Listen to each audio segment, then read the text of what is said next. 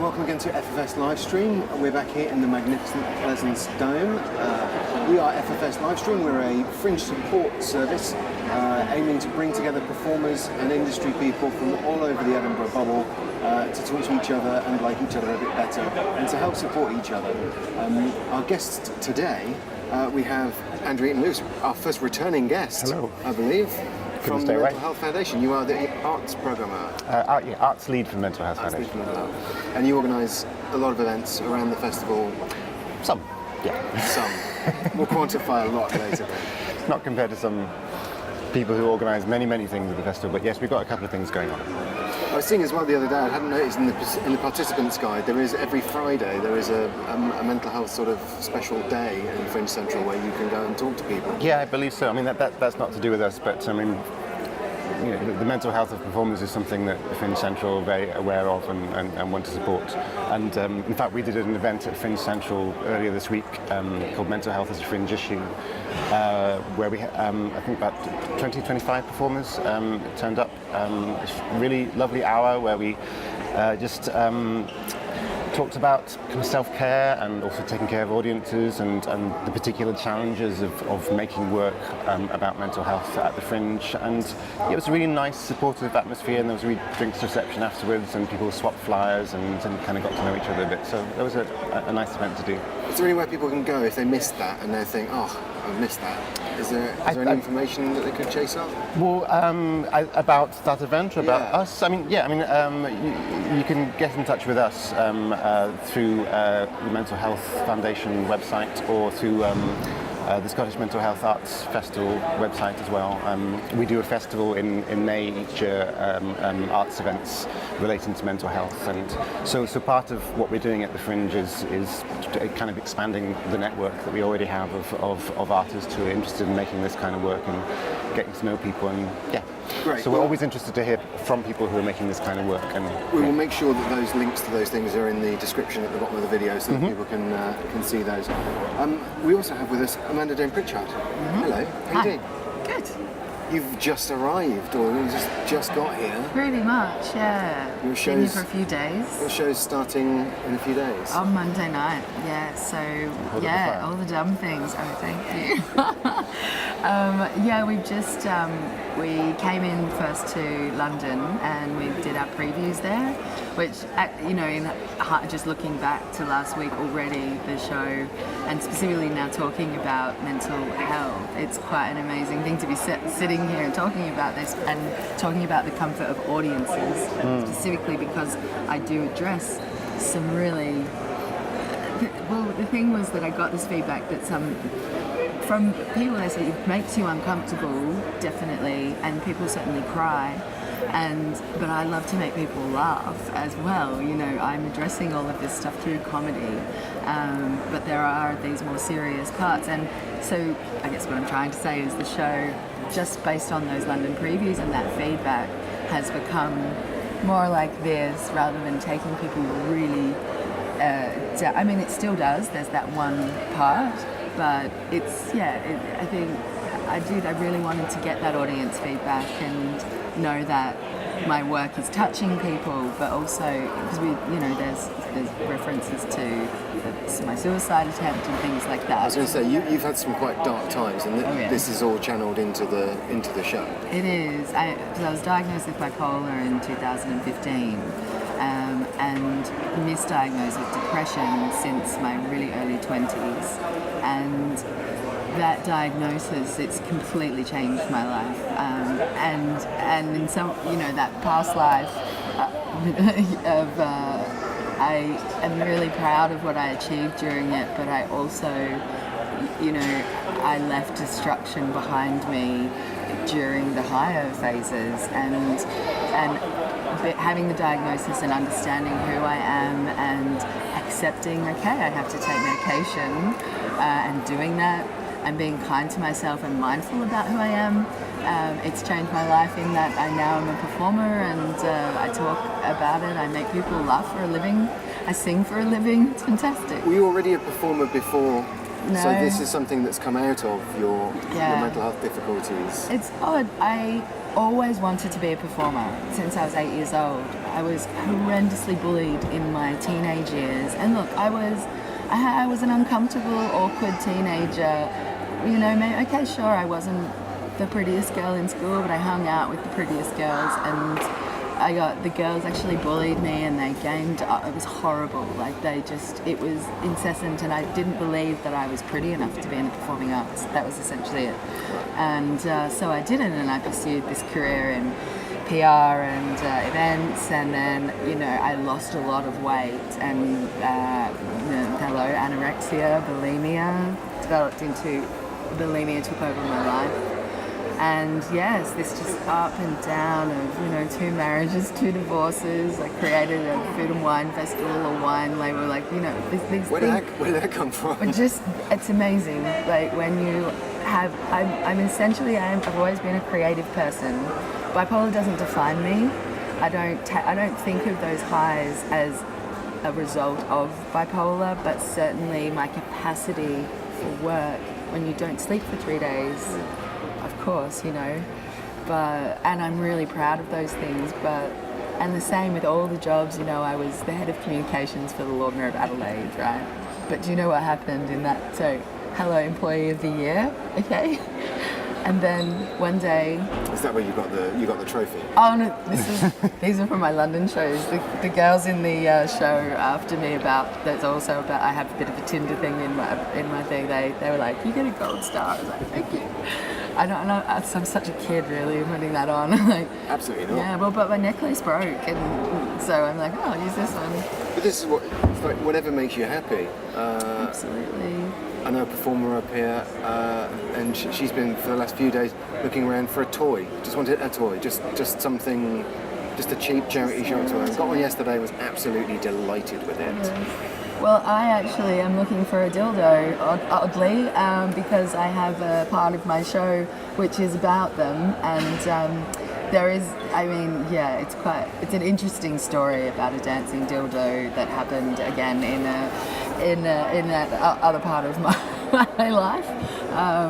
But the beautiful thing about my life is it continues to be quite absurd. I do still get these gifts of crazy. I'm not really allowed to use that word. I think that I don't use crazy in a way that is bad for someone who has any problems. I kind of just own it in a madcap way. Do you know what I mean? I think what someone describes my show as that, you know, it's really honest, it's raw, it's silly, you know, and a lot of it is very self-deprecating and just owning the fact that I am that person, but I live between the poles now.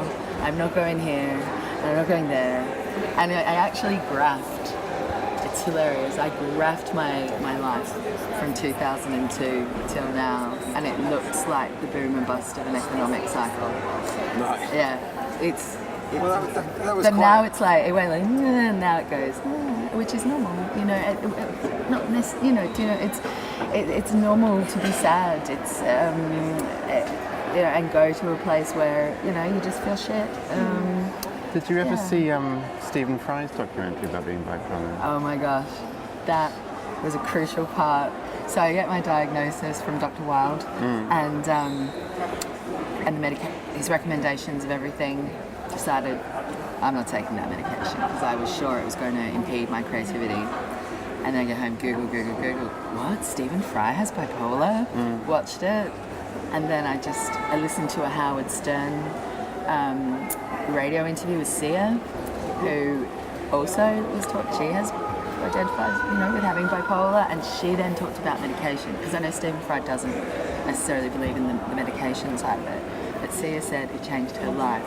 And then when I'm like, she is possibly one of the most creative, amazing women in the world. I can do this, and I did. And it's like those resources online are really crucial when you're coming to terms with that. And Bipolar UK has been fantastic. I mean, I just basically signed up to everything I could, followed them on Twitter. We don't have in Australia, we don't have a set kind of bipolar group, but we have some amazing, Beyond Blue and the Black Dog Institute, and there's loads, Sane Australia, which just the resources online and looking, do you do this? And it's like, oh my gosh, yes I do. And okay, maybe this psychiatrist is onto something. So you're using performance a lot, your creativity as sort of therapeutic. It has been. It's been absolutely cathartic. The first thing I did, so I changed about 2.5 years ago, and I wasn't ready to talk openly about it being me. I was personally with friends, 100%, but I wasn't sure if I was ready to go out there to the world as me.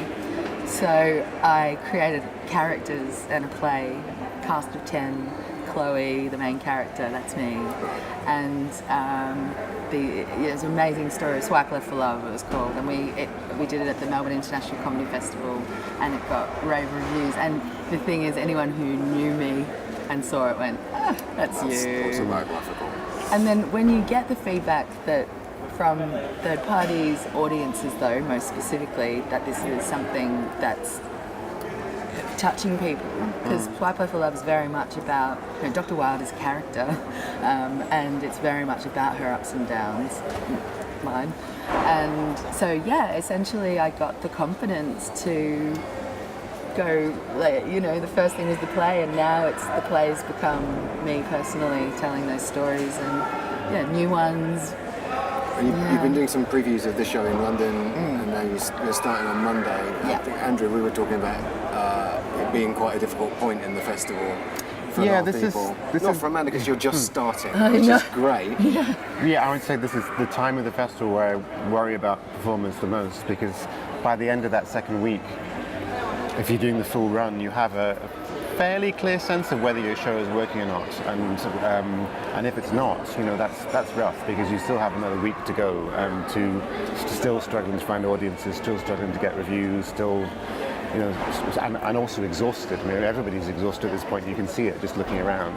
And I think people do get a kind of second wind in the next few days, but this is a particular point in the Fringe where just after the day off. Most people have like a day off in the middle of the Fringe, and then they go back and start again, and then there's a sort of there's no more days off on now. But if there's a time to really try and take care of yourself, and maybe try and step outside the festival a little bit if you can, talk to people who are not involved in the festival if you can, get some a wider perspective and try to escape that Fringe bubble, then now is a good time to be doing that, I think. I mean, everybody has to deal in their way, and there is I suppose perhaps an exhilaration and that pushes you through it. But I do worry about people, particularly at this phase. And what can they do? Who can they get in touch with if you are struggling? As I was saying earlier, I mean, I never like to prescribe particular one-fits-all solutions. I think you have to find your own way through it. I mean, one thing I would suggest is trying to talk to people who are not in the festival, because if you are seeking help or support from other festival performers, it's likely that they're all going through similar things. And there's a solidarity in that, but there's also a competition in that. You can't help comparing yourself to other performers, perhaps. So it's maybe a good time to try and talk to someone who's not involved in the festival. But if you feel like you really are at crisis point, there are obvious people to talk to, like Breathing Space or the Samaritans, and Fringe Central also has resources and to support you as well. Yeah, I mean, Fringe Central has got a lot of things. So I mean, even if it's not your mental health that you're trying to fix, if you just want to talk about like how can I send more tickets to the half price? How can I build an audience? How can I kind of turn this around? Then that's still something that you can go to Fringe Central and talk about.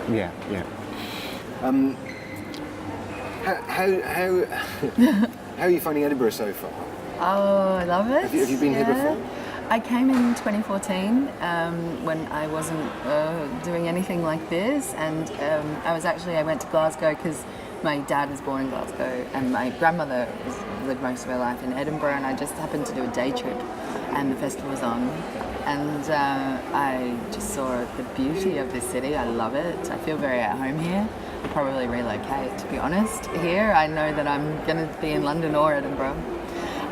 For what you were saying about this time, Welly and I have both noticed. Welly's my guitarist in the show, so we've really noticed. We've come in and we're like, and I really have noticed, and it's so different because I did come for the launch events, and I'm glad I did. I wanted to get my bearings, and I wanted to meet other Greensiders. We have a family, and I did notice the change. I met so many people and made really great friends, and I noticed when I was like, "How are you?" I was so excited. And yeah, there was a flatness, definitely, and a change. So, and I perhaps like me coming in has been a good, really brighten perhaps and keep them positive. But I love it here, and I'm just, I'm really excited to get the story out, and hopefully we'll get some good audiences. I think I'm pretty relaxed about it in terms of. Always was prepared to play to potentially just 4 people in a 45-seat studio. You hear those stories. I think everyone told me, all my Australian mates that had done it before, and so in the past, I think I've really, with the plays and things like that, I would worry about that type of things, and certainly reviews as well. So far I haven't got anything bad. I've had a little bit of maybe some personal stories that have come through me through another party that, they didn't potentially enjoy it so much, and that's only happened a little bit, and you take that a bit personally, but try not to. I think the more I do this, the thicker my skin does get, absolutely. And have you been over to Fringe Central? Oh, yeah. You have? Every day I've been here, that resource, I can't even explain how amazing it has been. Caroline and the media team, since Melbourne to Edinburgh, has just, the responses you get, the help, the guidance, the YouTube, and Greenside do this as well, so you can start getting to know people, the support that's there for you, just as a professional, wanting to further your career. The guidance, all the sessions are brilliant. The atmosphere there is so supportive. Having done Melbourne Comedy Festival and also the Melbourne Fringe Festival, you pay quite a bit of money to be in those programs. Yeah. One day I'm going to go and see that show. Is that your flatmate? One day I'm going to be in that show. So I've completely lost my train of thought. But I think it's the support that you've been getting. Yes, amazing. Yes, and it's been fantastic. You've got the Mental Health Gala coming up. Oh yeah, the Mental Health Gala. That's something you've been running for. We've been doing it for, this is its 4th year. That's on Monday. Some top comedians and cabaret performers. We've got Tony Slattery, who was featured in Stephen Fry's documentary about bipolar. He's back at the Fringe this year. It's got a show called Slattery Will Get You Nowhere. Which I think is there are some very good Slattery puns going on. We're thrilled to have him. He's an amazing performer, improv performer. We've got Felicity Ward, Yana and Lana, Adele Anderson from Fascinating Aida, Laura Lex and Matt Price, all for just £10 on Monday night to raise money for the Mental Health Foundation. Monday night. Here at the Pleasance Dome, so please come along. We'd like to see people. And again, we'll put the link for tickets on that. Very important that people support that, I think. And the other thing we're doing is the Mental Health Fringe Award for kind of the most compelling show about mental health on the Fringe. Very competitive this year, I would imagine. I think we have, at last count, there's about 40 or 50 shows on the long list. I'm seeing 8 shows this weekend. Okay. So we'll be working towards the shortlist.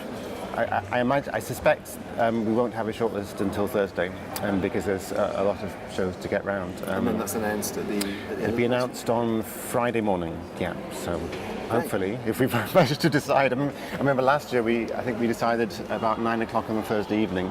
Right. And had to make a phone call at that point. So it was quite close to the wire, and probably will be again this year. But yeah, a lot of really interesting shows on our radar. Well, and a lot to come. Busy weekend. Yes, looking forward to it. Yeah.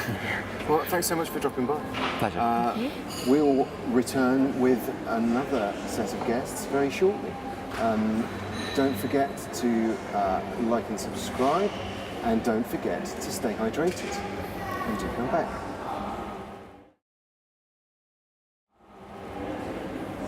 Contact information.